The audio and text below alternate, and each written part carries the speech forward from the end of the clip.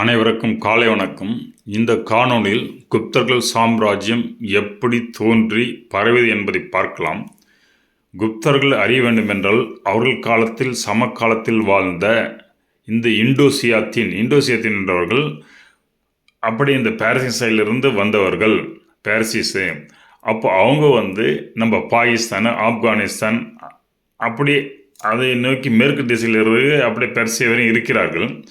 இவர்கள் சமயத்தில் குஷானாஸ் என்பவர்கள் நம்முடைய ப்ரெசண்ட் அந்த காஷ்மீருக்கு கீழேயும் ப்ளஸ் இந்த பஞ்சாப்க்கு அந்த சிந்து ரீஜன்லாம் இருக்கிற மாதிரி இருக்கிறாங்க. அதற்கு கீழே இருக்கிற பஞ்சாப் ரீஜன், ஹரியானா, அப்புறம் இந்த ராஜஸ்தான் ரீஜனில் வெஸ்டர்ன் சத்ரப்ஸ் இருந்தாங்கன்னு பார்க்குறோம். இந்த வெஸ்டர்ன் சத்ரப்புக்கு கீழே அது பஞ்சாபில் குஜராத்தில் பஞ்சாபின் கீழ் பகுதி குஜராத் பகுதியில் இருந்தவங்க சதர்ன் சத்ரப்ஸ் அப்படின்னு சொல்லி பார்க்குறோம்.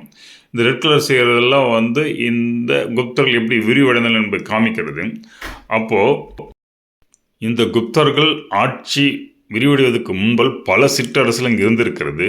அதில் இண்டோசியாத்தின் என்கின்ற அந்த பாரசீகத்தில் வந்த மக்கள், குஷானாஸ் என்பவர்கள் மற்றும் வெஸ்டர்ன் சத்ரப்ஸ் என்பவர்கள், சதர்ன் சத்ரப்ஸ் என்பவர்கள். இந்த சத்ரப்ஸ் சாகாஸ் இவர்களுக்குடைய பார்த்தீங்கன்னா உறவு இருக்கிறது.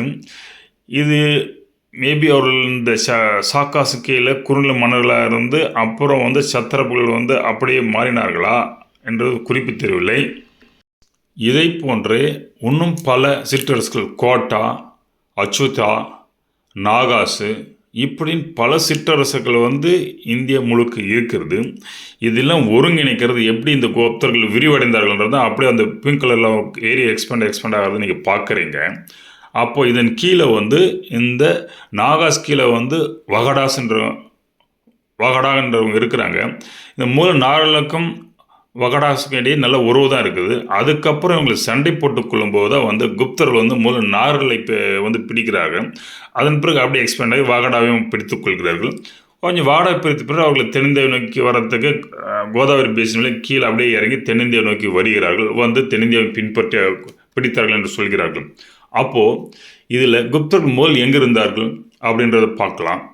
மதுரா ரீஜனும் அவர்கள் காலத்தில் இருந்திருக்குது. அப்போ இது எல்லாம் பிடித்து பேரரசாக மாறினார்கள்.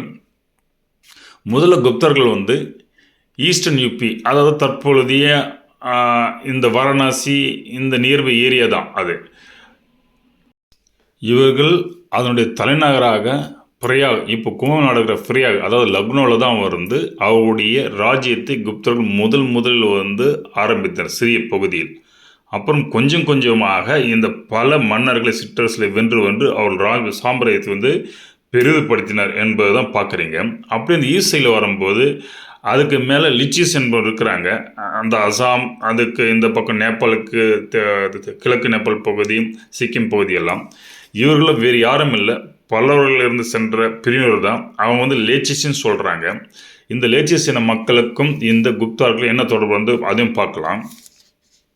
இவ்வாறு குப்தர்கள் விரிவடைந்து கொண்டே செல்ல அதில் 2 குப்த மன்னர்கள் சந்திரகுப்த மன்னருக்கு முன்னாடி ஆண்டுள்ளார்கள். ஆனால் சந்திரகுப்த மன்னர் லிச்சரி என்ற பெண்ணை மணந்து தன்னுடைய ராஜ்யத்தை விரிவுபடுத்தி தான் சந்திரகுப்தருடைய ராஜ்யம் விரிவதற்கு பெரிய காரணம் இருக்குது. இந்த நேரத்தில் சென்ட்ரல் மத்திய பிரதேசத்தில் நாகல் ஆண்டார்கள். அதன் கீழ் நாக்பூரில் வகடாஸ் ஆண்டு வந்தனர். அதிலுள்ள பிரவர்சனா அவருடைய மகனை பாகயாவை நாகக்கீண்டம் பெண்ணுடன் மணந்து நாகாஸ் அண்ட் வகடாஸ் இணைந்து ஒரே போர் ஆனார்கள். அவருடன் யுதிஷ்டரும் சேர்ந்து இந்த ராஜ்யம் பெருசாகுது. இது குப்தர்கள் எப்படி கீழே அந்த ரீட்டோ தான் ரெட் கலரில் பார்க்குறீங்க. அதே போல் லெச்சரி என்ற பெண்ணை சந்திரகுப்த பீரியடில் இணைந்து ஒரே அரசாக அது உருவெடுத்தது. அப்போ சந்திரகுப்த மௌரியா லெச்சரி பெண்ணை மணக்கிறாரு. அதன் மூலம் அதை இணைந்து ஒரே பெருசாக உருவெடுக்கிறது. இந்த சந்திரகுப்தா அவருடைய சன் தான் சமுத்திரகுப்தர் ஆவார். இந்த சமுத்திரகுப்தா தான் லெச்சரி பெண்ணை மணந்து அவர்களின் சப்போர்ட்டை எடுக்கிறார். இந்த சமுத்திரகுப்தா மன்னர் அவரின் தம்பி காஜ் இவருக்கு எதிராக கிளர்ச்சி செய்து இவரை லெக்சரில் புத்திஸ்டுக்கு எதிரானவர் என்று கூறி இவரை ஆன்டி புத்திஸ்ட் என கூறி இந்த காஜ் அவர் எதிர்க்கிறார். ஆனால் சந்திரகுப்தர் இவரை 350 பிசியில் வெல்லுகிறார். அந்த சந்திரகுப்தர் காலத்தில் நாகர் மற்றும் வகடா செடிய விரிசில் வர இப்படி இந்த குப்த சாம்ராஜ்யம் கீழ்நோக்கி அவர்கள் அட்டாக் செய்து நாகர்கள் அட்டாக் செய்து பிறகு வகடாசம் பின்பற்றது. அதற்கப்புறம் எப்படி ஆந்திர வழியை ஒரிசா வழியை நம்ம தமிழ்நாடும் வந்திருக்கிறாங்க. தமிழ்நாடு வரையும் வரும்போது அவருடைய குறிப்பில் விஷ்ணுகுப்தா என்ற மன்னர் சந்திரகுப்த மன்னர் வென்றிருக்கிறார். இந்த விஷ்ணுகுப்தா என்று காஞ்சி மன்னர் அந்த பிரிவில் பாருங்கள். அதன் பிறகு ஸ்ரீலங்கா நோக்கி போய்கிறார்கள். ஸ்ரீலங்கா கைப்பிடிக்கிறார்கள். எப்படி என்று இந்த சமுத்திரகுப்தன் பீரியல் இந்த குப்தர் சாம்ராஜ்யம் மிக பெரிதாக விரிவடைகிறது. அப்படி விரிவடைந்து அவர்கள் பல்லவ ரீஜனாக காஞ்சிபுரத்தில் அப்போதே கைப்பற்றார்கள். அதாவது 300 பிசின்னு சொல்கிறாங்க. அப்போது அந்த சமயத்தில் கலப்புறம் வராங்கன்றாங்க.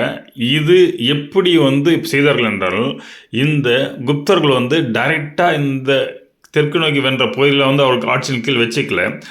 அவர்கள் மற்ற வென்ற மன்னர்களை அவருடைய கீழ் ஆட்சி புரியும் மன்னர்களாக்கி அவர்களை கொண்டு அப்படியே எக்ஸ்டெண்ட் போனார்கள். அவருடைய டெக்னிக் பாருங்கள். அப்படி வரும்போது கலப்பர் தமிழ்நாட்டில் வராங்க. அப்போ குப்தார்களுடைய பீரியட் ஒரிஞ்சு பிறகு இந்த கலப்பர் அப்படியே எஸ்டாப்ளிஷ் ஆகிறாங்க தமிழ்நாட்டில். அப்படி தான் கலப்பர் இவ்வளோ வல்லரசில் பொருந்திய நம்ம சோழ பாண்டிய மன்னர்களை வெல்றது